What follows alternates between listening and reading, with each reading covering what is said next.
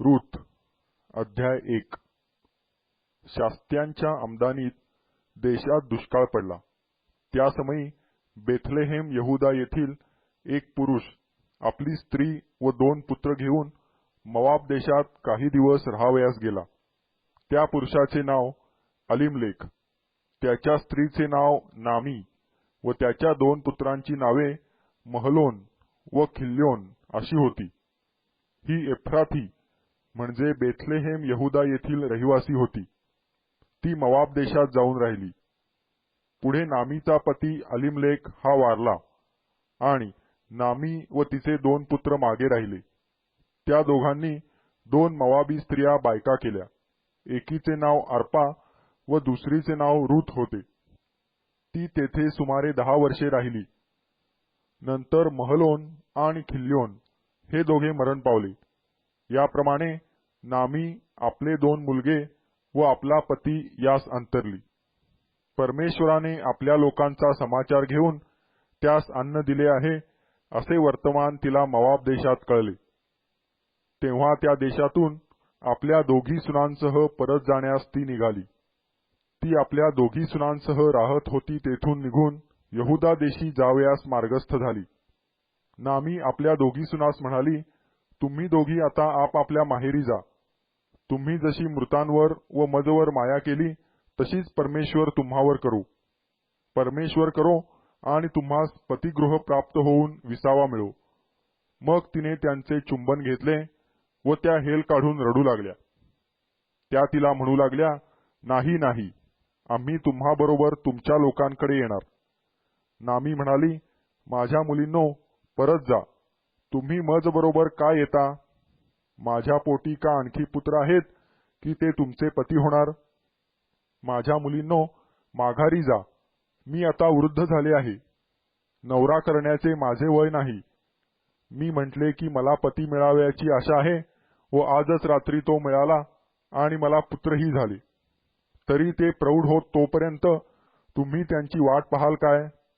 त्यांच्या अपेक्षेने तुम्ही नवऱ्या वाचून राहाल काय? छे छे, माझ्या मुलींनो, तुमच्यामुळे मी मनस्वी कष्टी होत आहे। परमेश्वराचा हात मजवर पडला आहे। मग पुन्हा त्या हेल काढून रडू लागल्या। अर्पाहीने आपल्या सासूचा मुका घेतला, पण रूथ तिला बिलगून राहिली। तेव्हा ती म्हणाली, पहा, तुझी जाऊ आपल्या लोकांकडे व आपल्या देवाकडे परत गेली आहे, तर तूही आपल्या जावेच्या मागून जा। रूथ म्हणाली, मला सोडून जा आणि माझ्या मागे न येता परत जा असा मला आग्रह करू नका। तुम्ही जेथे जाल तेथे मी येईन। तुम्ही जेथे राहाल तेथे मी राहीन। तुमचे लोक ते माझे लोक, तुमचा देव तो माझा देव। तुम्ही मराल तेथे मी मरेन व तेथेच माझी मूठमाती होईल। मृत्यूखेरीज करून तुमचा माझा कशानेही वियोग झाला तर परमेश्वर मला तदनुसार पारिपत्य करो, किंबहुना अधिक करो। आपल्या बरोबर जाण्याचा तिचा पुरा निश्चय झाला आहे हे नामीने पाहिले। तेव्हा तिने तिची समजूत घालण्याचे सोडिले। मग त्या दोघी मार्गस्थ होऊन बेथलेहेमास पोहोचल्या। त्या बेथलेहेमास जाऊन पोहोचल्या तेव्हा त्यास पाहून सर्व नगर गलबलून गेले। तेथील बाया म्हणू लागल्या, ही नामीच काय? ती त्यास म्हणाली, मला नामी मनोरमा म्हणू नका, तर मारा, क्लेशमया म्हणा, कारण सर्व समर्थाने मला फारच क्लेश दिला आहे। मी भरलेली गेले आणि परमेश्वराने मला रिकामी परत आणली। परमेश्वर मला प्रतिकूल झाला, सर्व समर्थाने मला पीडिले आहे। तर मला नामी का म्हणता? याप्रमाणे नामी आपली सून मोआबी रूथ हिला घेऊन मोआब देशातून परत आली। त्या दोघी बेथलेहेमात आल्या तेव्हा सातूच्या हंगामास आरंभ झाला होता। रूथ अध्याय 2 नामीच्या नवऱ्याचा एक नातेवाईक होता। तो अलीमलेक याच्या कुळातला असून मोठा श्रीमान माणूस होता। त्याचे नाव बवाज असे होते। मोआबी रूथ नामीस म्हणाली, मला शेतात जाऊ द्या, म्हणजे कोणाची मजवर कृपादृष्टी झाल्यास त्याच्या मागून मी धान्याचा सर्वा वेचीत जाईन। ती म्हणाली, मुली जा। ती जाऊन शेतात कापणी करणाऱ्यांच्या मागून सर्वा वेचू लागली। सुदैवे करून शेताच्या ज्या भागी ती गेली तो अलिमलेखाच्या कुळातल्या बवाजाचा होता. बवाज बेथलेहेम गावातून शेतात आला तेव्हा तो कापणी करणाऱ्यास म्हणाला, परमेश्वर तुमच्या समागमे असो. ते त्यास म्हणाले, परमेश्वर तुमचे अभिष्ट करो. मग बवाज कापणी करणाऱ्यांच्या मुकादमास म्हणाला, ही मुलगी कोणाची? कापणी करणाऱ्यांच्या मुकादमाने म्हटले, नामी बरोबर मवाब देशाहून आलेली ही मवाबी मुलगी होय. ही मला म्हणाली, कृपा करून कापणी करणाऱ्यांच्या मागून पेंढ्यामधला सर्वा मला वेचू द्या. ती तेथे येऊन सकाळपासून आत्तापर्यंत वेचीत आहे. थोडा वेळ मात्र ती घरात बसली होती. बवाज रुथेस म्हणाला, मुली, ऐकतेस ना? तू दुसऱ्याच्या शेतात सर्वा वेचाव्यास येथून जाऊ नको. येथेच माझ्या नोकरिणींबरोबर राहा. हे ज्या शेताची कापणी करीत आहेत त्याकडे नजर ठेवून त्यांच्या मागून जा. तुला काही त्रास पोहोचू नये अशी आज्ञा मी या गड्यास दिली नाही काय? तुला तहान लागल्यास तू भांड्याकडे जाऊन या गड्यांनी भरून ठेवलेले पाणी पी. तेव्हा ती त्यास दंडवत घालून म्हणाली, मज परक्या स्त्रीवर आपण कृपादृष्टी करून माझा समाचार घेतला याचे काय कारण बरे? बवाज तिला म्हणाला, तुझा पती मेल्यापासून तू आपल्या सासूशी कशी वागलीस व तू कशा प्रकारे आपली मातापित्रे व जन्मभूमी सोडून तुला अपरिचित अशा लोकात आलीस ही सविस्तर हकीकत मला समजली आहे. परमेश्वर तुझ्या कृतीचे तुला फळ देवो. इस्रायलाचा देव परमेश्वर याच्या पंखाखाली तू आश्रयास आली आहेस. तो तुला पुरे पारितोषिक देवो.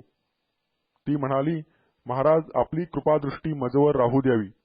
मी आपल्या कोणत्याही दासीच्या बरोबरीची नसून आपण मजशी ममतेने बोलून माझे समाधान केले आहे. भोजनाच्या वेळी बवाज तिला म्हणाला, इकडे ये, भाकर खा. ह्या कढीत आपली भाकर बुडीव. त्या कापणी करणाऱ्यांच्या पंक्तीस ती बसली व त्यांनी तिला हुरडा दिला. तो तिने पोटभर खाल्ल्यावर काही शिल्लक राहिला. ती सर्वा वेचाव्यास निघाली तेव्हा बवाजाने आपल्या गड्यास सांगितले, तिला पेंढ्यात वेचू द्या, मना करू नका. आणि चालता चालता पेंढ्यातून मूठ टाकीत जा. तिला वेचू द्या, तिला धमकावू नका. तिने या प्रकारे संध्याकाळपर्यंत सर्वा वेचला. तिने वेचून आणलेला सर्वा झोडीला त्याचे एफाभर सातू निघाले. ते घेऊन ती नगरात गेली. तिने काय वेचून आणले ते तिच्या सासूने पाहिले. तसेच तिने पुरे इतके खाऊन उरलेले आणले होते तेही तिला दिले. तिच्या सासूने तिला विचारले, आज तू कोठे सर्वा वेचिला? हे श्रम तू कोठे केलेस? ज्याने तुझा समाचार घेतला त्याचे कल्याण होवो. मग आपण कोणाच्या शेतात काम केले ते तिने आपल्या सासूला सांगितले. ती म्हणाली, ज्या माणसाच्या शेतात आज मी काम केले त्याचे नाव बवाज.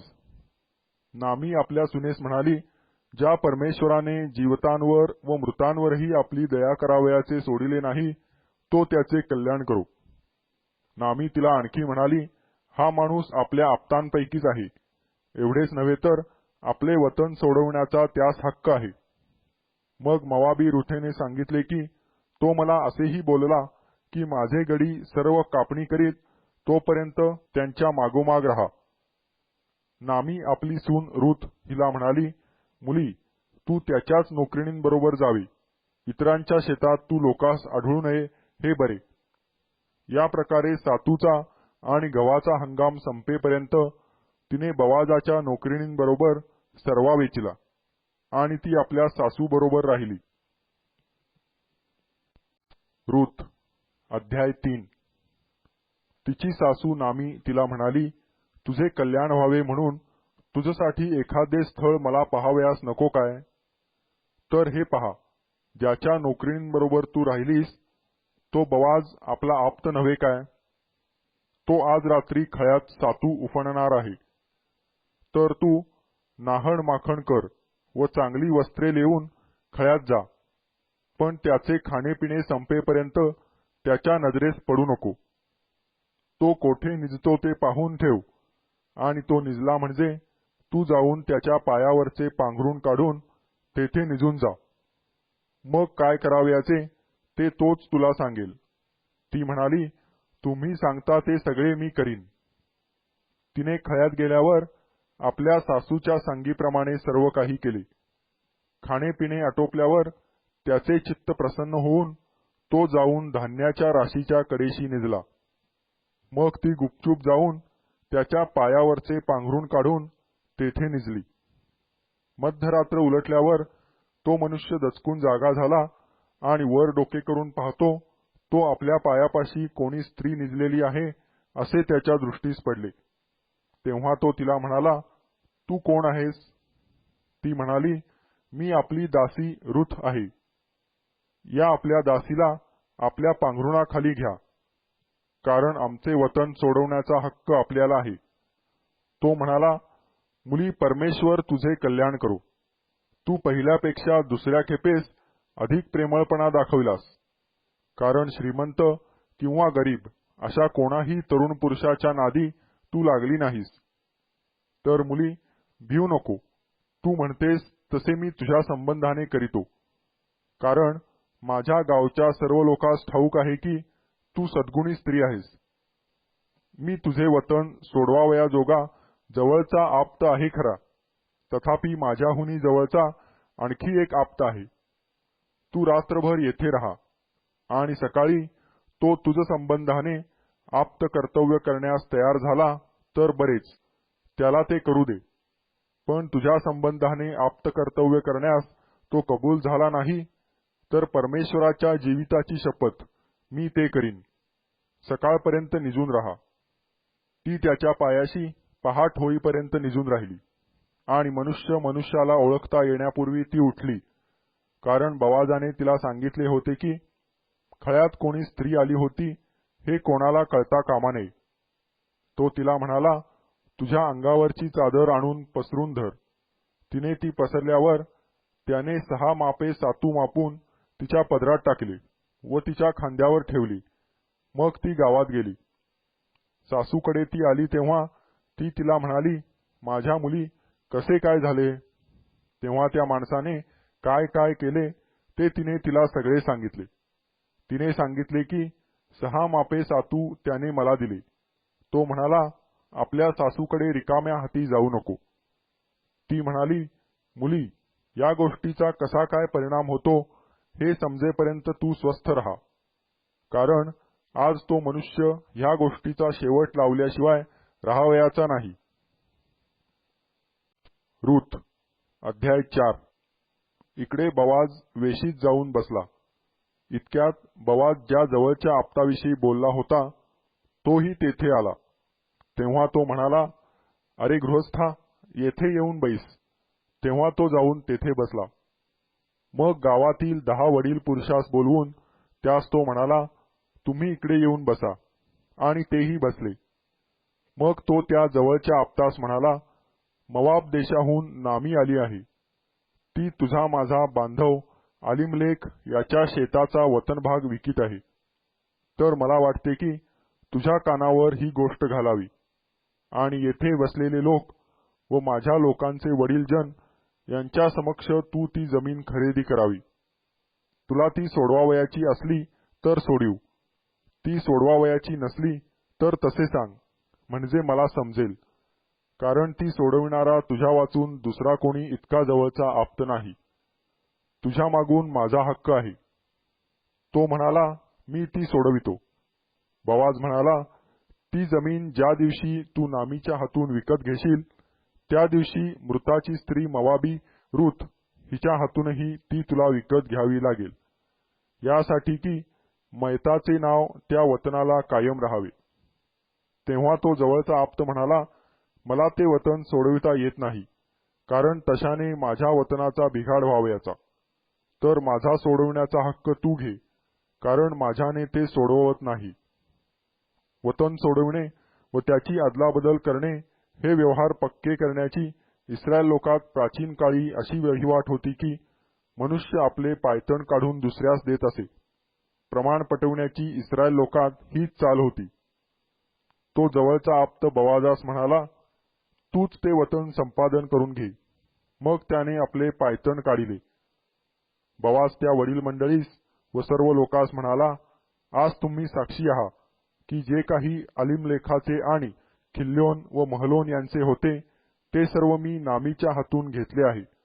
याखेरीज महलोनाची स्त्री मवाबी रूथ माझी बायको व्हावी म्हणून मी तिचे संपादन करीत आहे. ते यासाठी की मैताचे नाव त्याच्या वतनात कायम राहावे, मृताचे नाव त्याच्या भाऊबंदातून व त्याच्या गावच्या वेशीतून नष्ट होऊ नये, याविषयी तुम्ही आज साक्षी आहात.